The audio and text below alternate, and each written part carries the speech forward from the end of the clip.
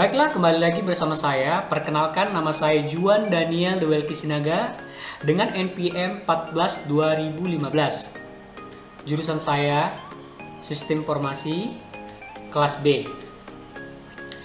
Materi yang saya akan paparkan pada presentasi hari ini yaitu tentang Nanda ATK fotokopi, yang dimana tercangkup dalam bisnis model kanvas. Baiklah, kita akan masuk ke slide berikutnya.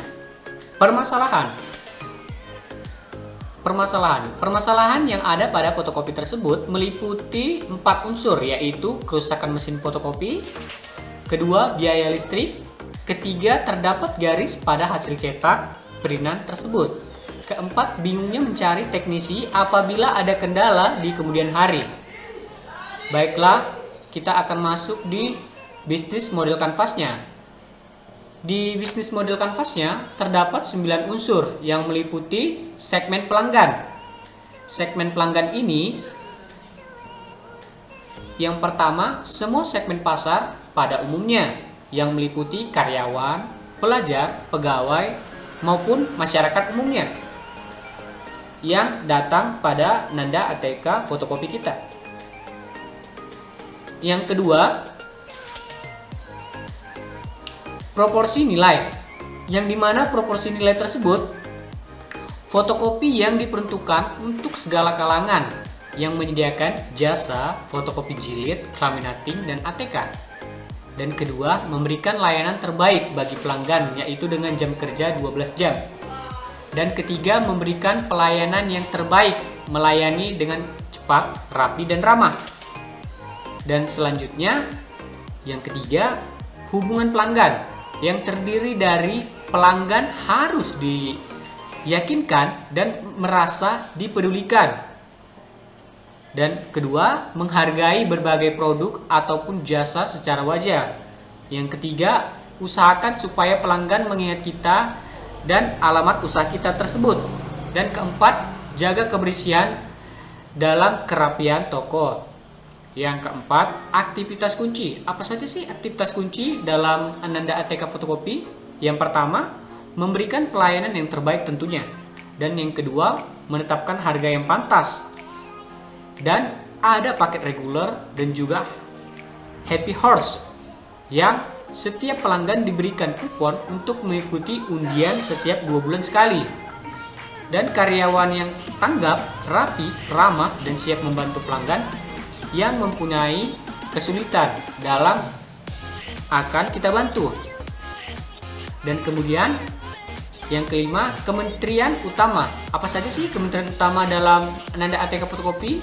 Yang pertama itu perusahaan supplier printer, di mana kita bekerja sama dalam supplier printer kita tentunya. Yang kedua, supplier ATK. Yang ketiga, supplier kertas. Yang keempat, supplier komputer. Dan yang kelima itu supplier tinta warna, yang dimana supplier tersebut kita bekerja sama dan kita beli dan kita jual lagi. Yang kemudian sumber dana utama yang keenam. Sumber daya utama meliputi aplikasi, website, outlet, Google Maps, dan transportasi, yang dimana Nanda ATK fotokopi aplikasi sumber dana utamanya sudah mencangkupi dalam aplikasi yang melalui website, outlet, dan Google Maps.